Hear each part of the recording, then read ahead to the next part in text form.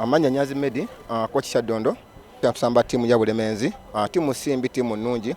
Wawona ffe tugamba nti Kyaddondo timu nnungi kuba tulina otandikira olw'ensonga so ne wedde twasobola okuba kimewaka ne bajja newaka tubakuba kitegeeza gatandikira okutafa erisooka. Eryokubiri nakoya ku timu ye Bulemenzi season emu ndowooza ngenda kubanga timu ndowooza ngimanyi nnyo buli kyesobola okukola kyonna kubanga ng'omukisa gwe nnoosa okukozesa okubanga ndaba nti mbasindika sigeno egamba nti Kyaddondo netegefu kubanga twababbako skills ez'enjawulo. N'ensonga endala tutayinza ku basambi endowooza okulaba ab'enjawulo abasambi abakadde tubasigaza bonna wala tiimu kale eri mu shape nnungi nnyo n'akakiiko kakoze omulimu gw'akakiiko kaza tiimu mu mbeera es'okubanga es'okuwininga omupiira gwonna ku lw'enkya. N'abagizi njaba bakubiriza bajje mu bungi kuba tugenda bawa product esinga obungi banzo teekateeka ekiseera kino kimaze mu kampu kulanga tiimu ndowooza eweesa amaanyi eri abawagizi naffe abagitendeka n'abakakiiko. Tubayita twongera okubakowoola mujje mubeere wano nga tuzanya essaza lya Bulemeezi.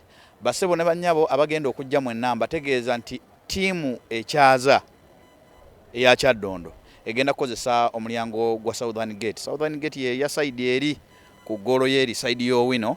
Side eyo tiimu ekyaza ya Kyaddondo ffe bannyinimu bwe tugenda okuyita ate side zeeno gye mulaba watunudde kamera gye bayita Northern Gate abagenyi baganda baffe aba Bulemeezi we bagenda okuyita. Twakola enteekateeka nga nnungi nti tiketi zafuluma ku lunaku lwa Mande era ku lunaku lwokubiri zatandika okugenda ku katale ziri mu kutundibwa. Omupiira gwaffe gugenda kubeera ku nusu omutwalo gumu, abasasuzi emitwalo 3 tutera bayita bakabuto VIP ne bali executive ababede emitwalo 10. Tiketi zino tuzitunda eziri physical tutunda neze online era mu bulabye bu posters nga butambula osobola otyo ogula tiketi eyo online. Kusooka kwebaza abawagizi be tutambudde nabo ebbanga ddene kuva eri gye tubadde mu Homesdalen, Bethany City bonna bajje wano kati na Kivubo. Nkoola abavugirizi bonna bajje wano abaala n'okulanga ebintu byabwe wano na Kivubo walungi kisaawe kirungi tsa nice stadium kana amasaza tugatadde ku mutindo gwa nsi yonna. That's I can call it the World Cup of Masaza here in what at Ham Stadium. Kyaddondo FC kuno yetegese bulungi era tuli kunjegoyego za kutwala kikopo kya mwaka guno 2025.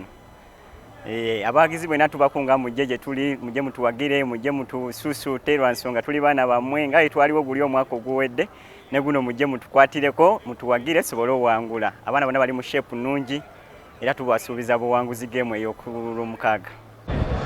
Bali pa coach bayinza kutwekwasa. Batwa system ya utegeera.